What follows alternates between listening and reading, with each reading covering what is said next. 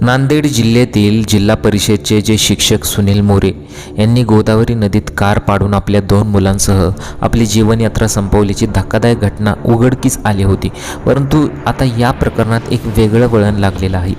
नदीत कार घालण्यापूर्वीच या निर्दयी पित्याने आपल्या दोन्ही निष्पाप मुलांची धारदार शस्त्राने हत्या केली होती अशी धक्कादायक माहिती शवविच्छेदन म्हणजेच पोस्टमॉर्टम अहवालातून उघड झालेला आहे।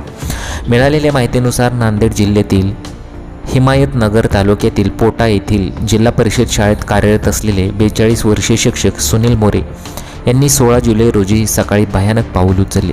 त्यांनी नांदेड मुदखेड मार्गावरील आमदुरा पुलावरून आपली भरधाव कार थेट गोदावरी नदीत पाडली।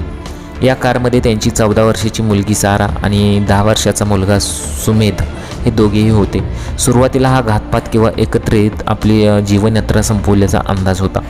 मात्र डॉक्टरांच्या अहवालानुसार मोरे यांनी आधी चाकूने सारा आणि सुमेध यांच्या छातीवर व पोटावर वार करून त्यांना संपवलं होतं आणि त्यानंतर दोन्ही मुलांचे मृतदेह कारमध्ये ठेवून ती नदीत लोटले। या प्रकरणी आता पोलिसांनी मृत सुनील मोरे यांच्या विरोधात खुनाचा गुन्हा नोंदवला आहे।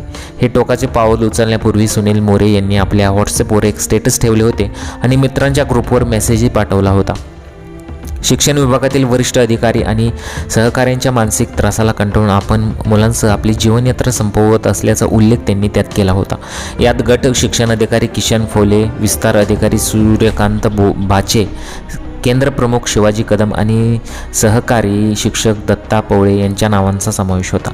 या माहितीच्या आधारे नांदेड ग्रामीण पोलिसांनी या 4ही जणांवर ऑस्ट्रोसिटी आणि जीवनयात्रा म्हणजेच आत्महत्या प्रवृत्त केल्याचा गुन्हा दाखल केला असून पोलीस या प्रकरणाचा कसून तपास सुरू करत आहेत। परंतु पोस्टमॉर्टम अहवालामध्ये एक वेगळंच धक्कादायक सत्य समोर आलं की त्या शिक्षकाने आपल्याच मुलांना ठार केलं आणि त्यानंतर गाडीत बसवलं आणि ती गाडी जी होती ती नदीत लोटली होती। अशा प्रकारे नदीत त्यांनी ती गाडी घातली आणि त्यानंतर हे जे घटना होती ही घटना समोर आली होती। परंतु आता त्या घटनेचा सत्यात उलगडा झालेला आहे।